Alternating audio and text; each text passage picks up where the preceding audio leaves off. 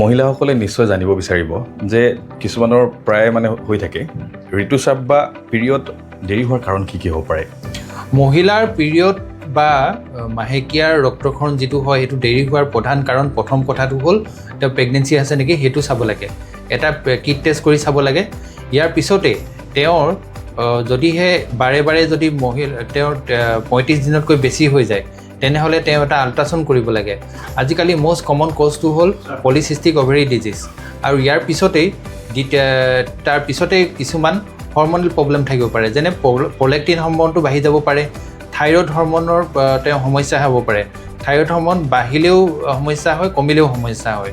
ইয়াৰ পিছতে তেওঁৰ ডেলিভাৰীৰ পিছত যদি বহুত দিন নহয় কেতিয়াবা তেওঁৰ সন্তানটো গাখীৰ খুৱাই থকাৰ কাৰণেও বন্ধ থাকিব পাৰে। আৰু তেওঁৰ এইখিনি সমস্যা যদি থাকে তেওঁ এখন আল্ট্ৰাচাউণ্ড কৰাটো অতিকে প্ৰয়োজন, আৰু যিখিনি হৰমনেল টেষ্ট সেইখিনি কৰি চোৱাটো অতিকে দৰকাৰী।